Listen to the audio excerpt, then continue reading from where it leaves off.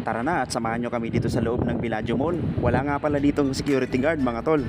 Nice nga lang din namin ipakita kung ano ang itsura ng loob nito. At syempre, isang remembrance video nga na naman namin ito. Minsan nga lang kasi mangyari ito.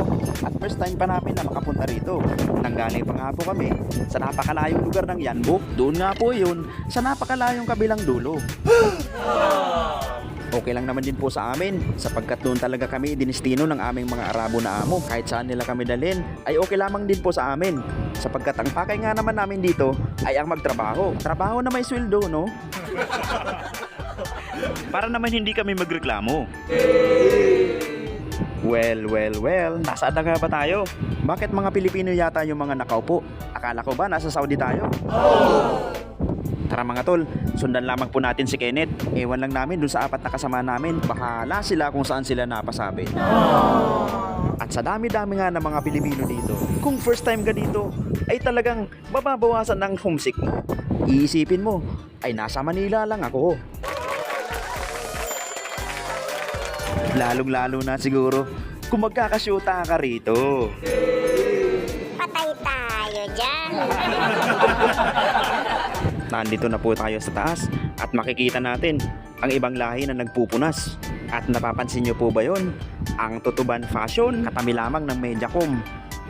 Tutuban, di ba para nasa Maynila lang?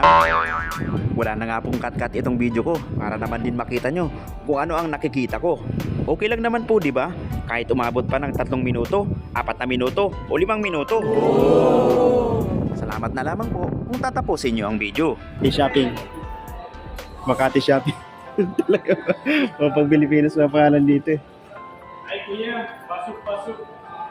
Tingnan lang, wala kabayan. Wala problema? Sige na, mapunos sila, utang. Utang.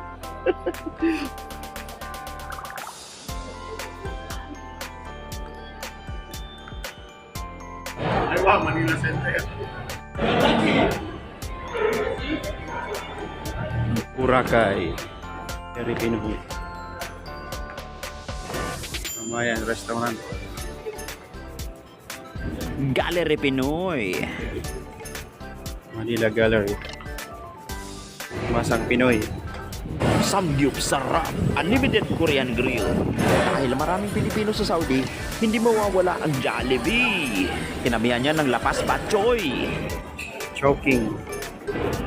Pasalubong. Paris. Photo. Shumai. Barbecue.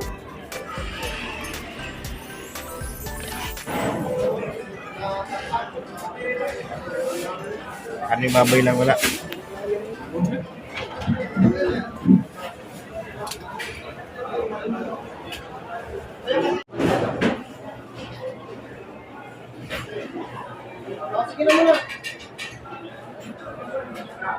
Mga tinapay. Kanin ay kompleto.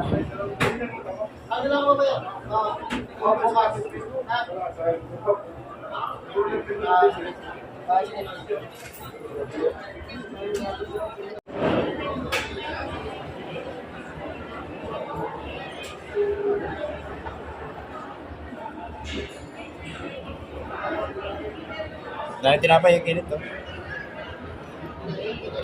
2 Pinoy.